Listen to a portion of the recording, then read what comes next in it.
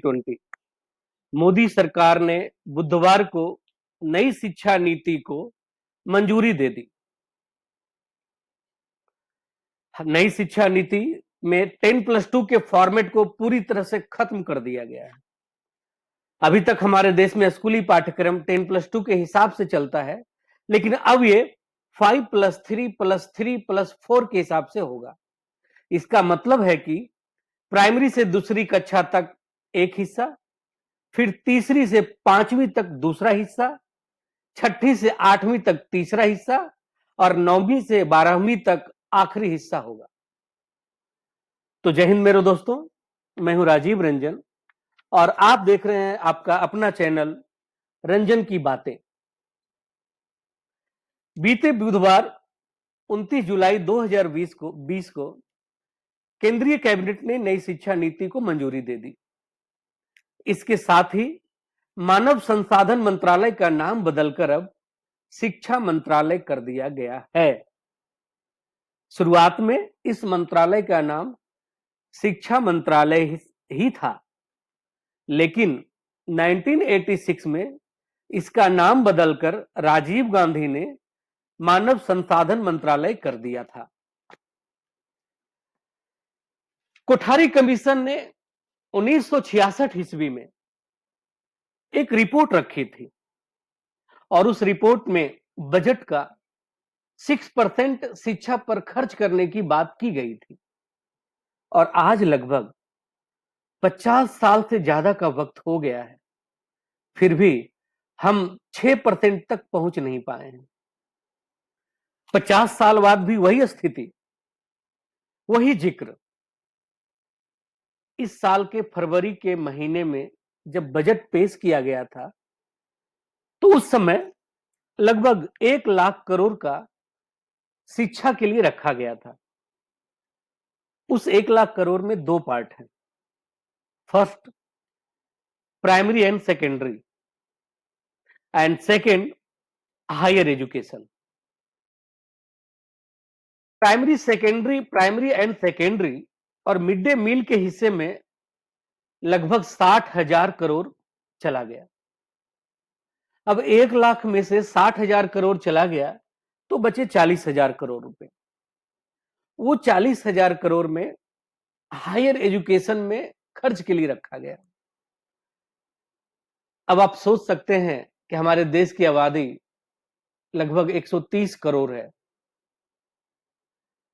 जिसमें जो अभी का जो डेटा आया है उसमें बताया गया है कि जो सबसे ज्यादा युवा वर्ग हैं वो भारत में है। तो मान लीजिए आप 1 से 25 वर्ष के जो आयु है लगभग 40 से 50 करोड़ जरूर होंगे। तो उस 40 से 50 करोड़ की आबादी के लिए जो बजट रखा गया वो 1 लाख करोड़। आप सोच सकते हैं कि पर व्यक्ति वो बजट कितना पड़ा। मैं थोड़ा पीछे जाता हूं और आपको इसके बारे में डिटेल बताता हूं। चाहे देखिए सरकार किसी का भी हो, चाहे मोदी सरकार हो चाहे मनमोहन सरकार हो, सभी ने शिक्षा को इग्नोर ही किया।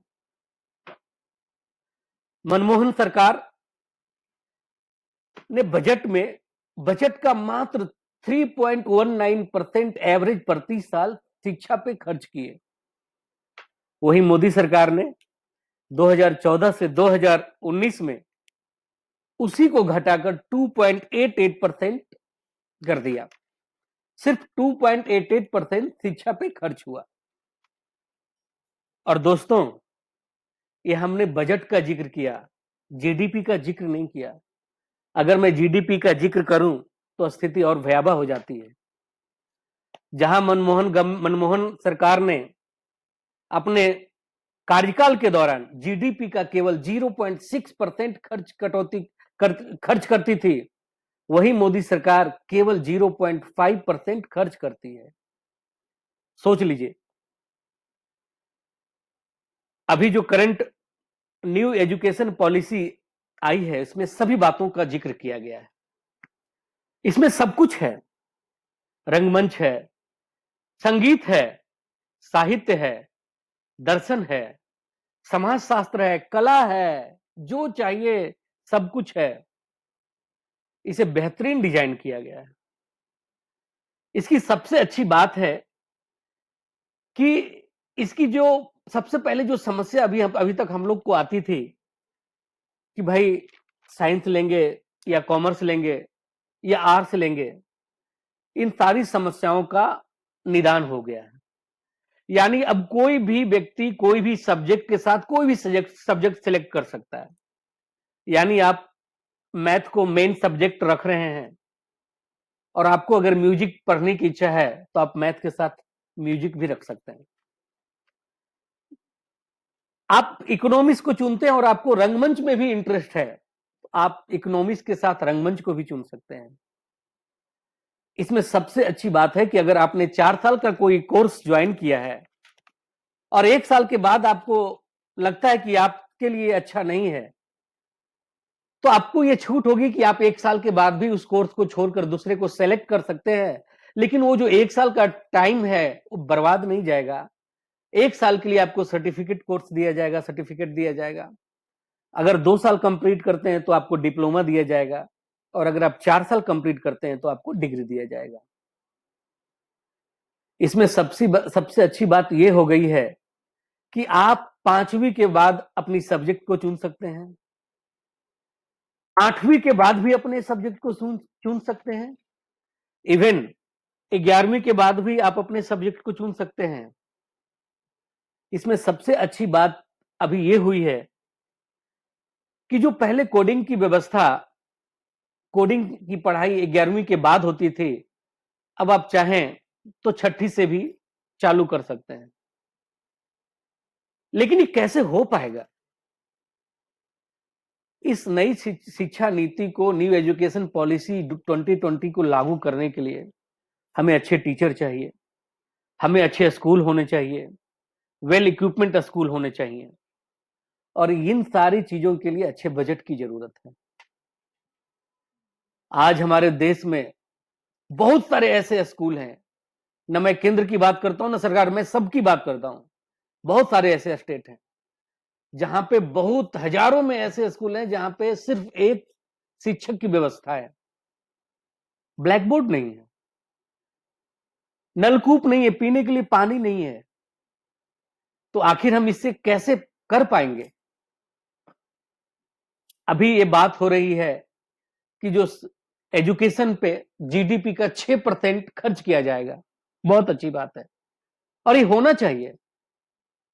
आप दूसरे कंट्री में देख लीजिए, जो डेवलप्ड कंट्री हैं या जो और भी डेवलप नहीं है, बहुत सारे कंट्री जो हैं अपने जीडीपी का 12%, 10%, 8%, 7%, 9% तक शिक्षा पे खर्च करते हैं। अगर हमें एक अच्छे भारत की कल्पना करनी है और अगर हमें डेवलप्ड कंट्री बनना है, तो शिक्षा पे जोर देना बहुत जरूरी है। इसकी बुनियादी जो ढांचा है उसको मरम्मत करने की जरूरत है, उसको दुरुस्त करने की जरूरत है। अभी ये जो नई एजुकेशन पॉलिसी 2020 आई है, अभी देखिए इसमें आगे क्या होता है। सरकार की मंशा तो अच्छी है, इसमें अभी आगे क्या होता है, इसमें जो रिसेंट आगे आएंगे, जो नए डेवलपमेंट होंगे, हम आपको अपडेट करेंगे। आप देख रहे थे हमारा चैनल रंजन की बातें। अगर हमारा ये वीडियो पसंद आता है तो प्लीज लाइक, शेयर और सब्सक्राइब जरूर कीजिए। तो जय हिंद मेरे दोस्तों।